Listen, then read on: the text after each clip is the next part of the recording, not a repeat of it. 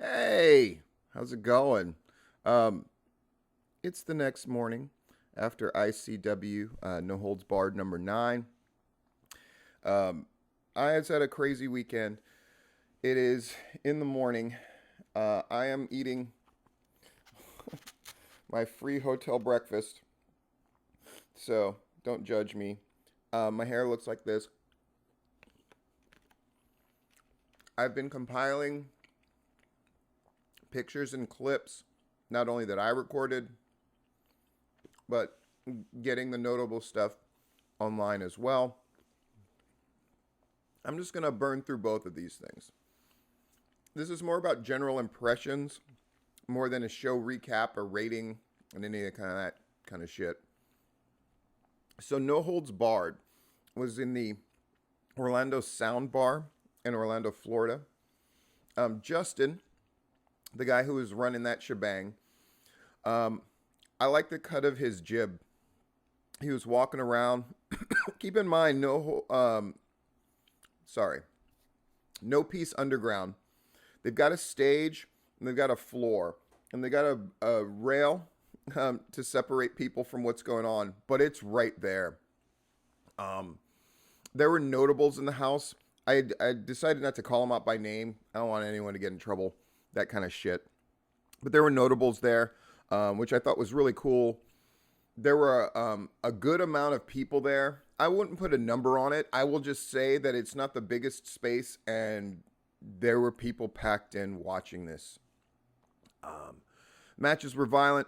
A lot of the people that I was familiar with my limited contact with ICW, um, they would have a match, and then they would have to clean up. Every one of these matches was bananas, super crazy. Um, First match, Perro defeated Brandon Kirk. Brandon Kirk, who would have one of my favorite matches on the next night at ICW. The Fatal 4-Way between four of my favorites. Alex Ocean, he won over Nolan Edwards, Reed Bentley, and Akira. Here's the thing, though. Just the impression, right? So every surface is unforgiving. There's no wrestling ring here. Nothing like that. Having taken bumps on a stage before, those are the things that I found the most remarkable. What I also found remarkable is the vibe and the atmosphere was definitely one of you have to just do it and you have to just go for it. And in no place was that more evident than Bam Sullivan, who is the Danny Havoc Hardcore Championship champion, and Oren. Oren, by the way, I'm gonna say his last name wrong, Veet, even though it ties in to a whole Watchmen thing, as I was told, which is freaking awesome. Um, they attempted a spot that is so ridiculous. This multi-layer thing with glass and other things to bust through, and they had a ladder set up to do it, and then they figured out they couldn't do it with the ladder, so then they went up top in the perch where they're doing commentary and stuff like that, and tried to do it off of that, and it botched huge. So here's that. Um, but that's the thing. There's this vibe of we're gonna make it happen. We're gonna do this thing. We're gonna try. Everything is big attempts. No one died on that spot or got seriously injured, if you can believe it, by the way. John Wade Murdoch, who's like the number one guy right now. He really is. I even said his Iron Man death match that he had with Oren was match of the year for me. And a lot of people didn't like that. They don't like deathmatch being acknowledged. Well, guess what? It's fucking here. And this show in particular has inspired me. So I'm going to write a second significant article about deathmatch. And I think I've come up with where the evolution of this thing is going, how it's going to not only fit in pro wrestling, but it's pro wrestling, as I established last time. And this time I'm going to tell you where it's going to go and how it's going to affect pro wrestling as much as be affected itself by pro wrestling and what is needed. John Wayne Murdoch defeated Neil Diamond Cutter and Lord Crew. Lord Crew is one of these guys that he was the first time I had seen him, and you could just feel him kind of getting over with this crowd watching, and just in general. And that's another thing I want to talk about is sort of the aura of deathmatch and how you're getting over and who you're getting over with. Really interesting, really significant. Neil Diamond Cutter is a guy I just like. His whole shtick is so interesting. And I'm there with Jeff Bailey, who knows all about this stuff. He's my guide, right, on the river Styx as we flow through deathmatch. He's the guide. But I had Sinister Minister James Mitchell, Father Mitchell, there with me, who was asking me questions because he's like, Neil Diamond Cutter, what's the deal? And it was fun explaining it to him. It was kind of like I was learning twice by having to explain things to him. Anyway, the next match was Atticus Cougar and Shane Mercer. That was fantastic. Mercer, I mean, he's a dude that could show up on AEW or WWE, and you wouldn't think twice. He's a big, muscled up guy. He's bigger than most of the guys on their roster. And seeing him do this stuff is just bananas. And then the next night would be even crazier. And then Ricky Shane Page and Masada was declared a no contest because Ricky Shane Page is he belongs to the only group that could really call heels. These dudes from Ohio, and I'll talk about that more, but it was incredible. And seeing Masada for the first time is what really inspired what I'm going to write tomorrow, maybe tonight, most likely tomorrow. I saw where on the 16th, they're going to have their first show with a ring. I don't think I can be there, which sucks, but maybe I can. I'm going to figure it out. Because there's something about that I just found compelling. And Masada in particular, it's the level of pro wrestling skill combined with what he was doing, and then the weird psychology of it that I found really great. And the fact that it really, a lot of places try to build themselves as like this, in pro wrestling, as like this underground fight club and this underground thing. And I'm just be blunt and honest, none of them achieve it until this. It really had that feel. You felt worried, privileged, stimulated. Wonderful. And I'll be honest, my impression before going to No Peace Underground, because I knew very little about it, was this is going to be so sketch in the wrong way. It's going to feel very low rent in the wrong way. And instead it was those things in the right way. And I really had a good time. And I could tell the notables from wrestling that were there were having great time themselves, and seeing them in that environment as fans and supporting, not just by being there, but by participating as a true fan, was really great. I'll talk about that more in Patreon. But let's get to No Holds Barred. So it's at this pawn shop.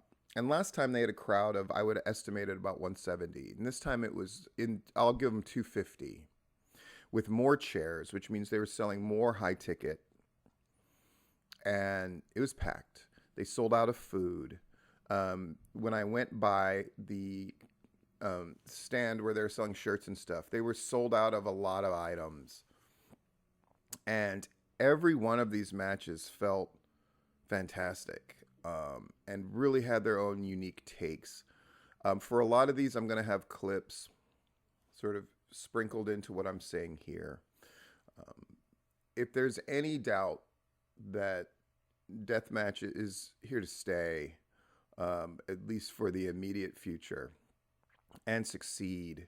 I think it was erased. The last time they were here, it was the first time they were in Florida. And then they came back almost immediately. You're talking 2 months later. And it was cold. And Jeff and I were wondering and pondering. We're like, maybe people aren't going to turn out for this cold, man. Because it was Florida cold.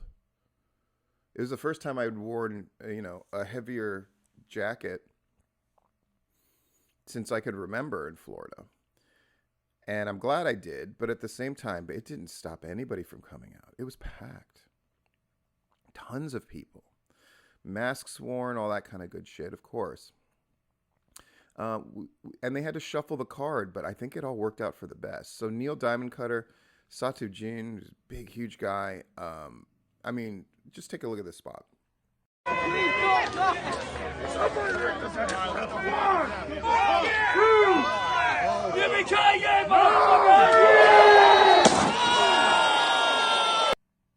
There's a whole lot more to the match than that, but Neil Diamond Cutter was the right guy to open. And that sounds like an insult. It's the opposite. I think guaranteed they did comedy stuff in the beginning, but then once it got going, he just set the show off, to use a cliche, and then they were off and running. And in the next match, I'm a Nolan Edward guy. Ever since we interviewed him, it's Nolan Edward, a combination of Nolan Edward and Jeff G. Bailey. It's their fault that I'm even watching this stuff, because it's Nolan Edward and me being so impressed with the interview with him that I was like, you know what, I'm going to go to this thing. And then Jeff loves it, so he's like, yeah, I'll come.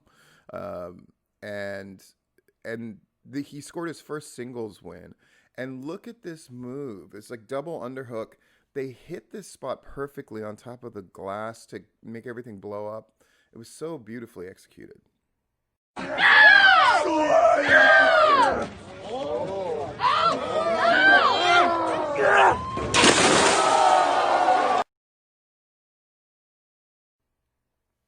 And he gets the win over Brandon Kirk.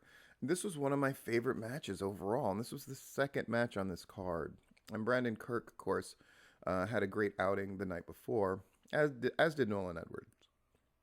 Alex Ocean, who provided me with my first scary, I can't believe I'm watching this moment, when I first watched that first deathmatch show a couple months ago in that brewery, where he just got beat to death with that broken door. Defeated Lord Crew, who I'd seen the night before, and Lord Crew is great. And he was clearly winning over this crowd. He's clearly in. Yeah. The next match, Atticus Cougar and Akira. Apparently this was a continuation of this feud where Akira just can't beat him, and he lost to a roll up with the guy's feet up on the chain for leverage. And it was such a play on an old heel win. And it got the appropriate reaction. That finish would not get the right reaction from a traditional pro wrestling crowd, but it did here, and it was so wonderful. And the Ohio guys going over all night was a nice surprise. It feels like they're actually setting things up in this really distinct way than just the spectacle of a single match. That's really encouraging, and I think it's just going to encourage their audience to increase. Reed Bentley and Oren. Here's a clip from that. Fuck you! Oh! Yeah!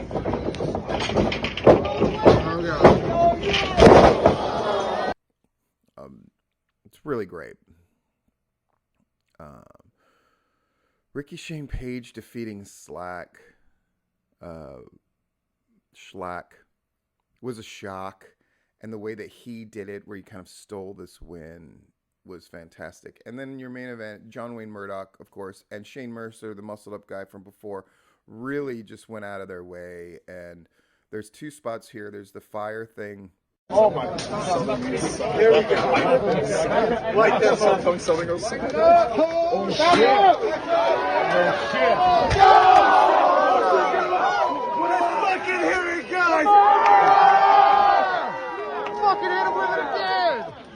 Oh my God. Yo, I want Joseph. And then Shane Mercer throwing John Wayne Murdoch off of the top of a very high thing. You got it. Oh, God.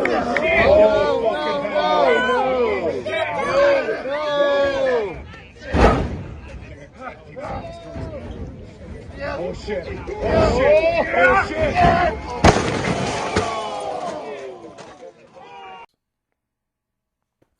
Yeah, it was amazing.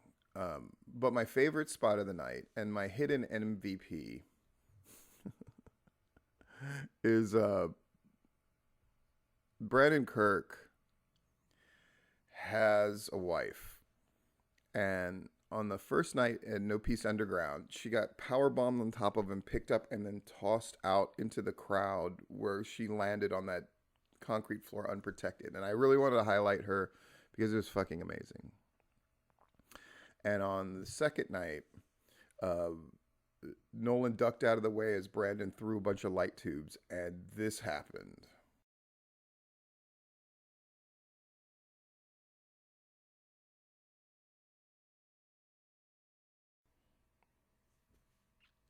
And it was incredible.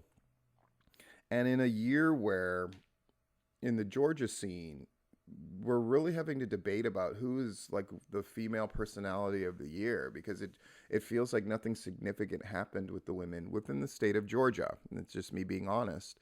And then she came out and she stole it with just great spots on both nights. It was amazing.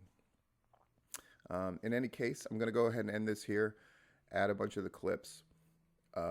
If you're from No Peace Underground, please reach out to me. There's a bunch of ways to do that. And tell me more about your vibe and tell me more about your deal. I kind of did a little background and I was like, oh, look, James Mitchell had been here before, and Sue Young and other people that I think the world of. Especially because the show next week is not going to have a lot of the ICW guys. So I'm curious how that's going to go. And as for ICW, I can only imagine they're going to be back as soon as probably March. And you know I'm going to be there. In any case, this is Stephen Platinum signing off. I'm going to finish my breakfast, clean up, and get moving to the next gig. Because that... And why don't I accidentally hit the button and turn it off like a dumb fuck? In any case, this is Stephen Platinum signing out. I'm going to see you guys later. Yeah, great shit.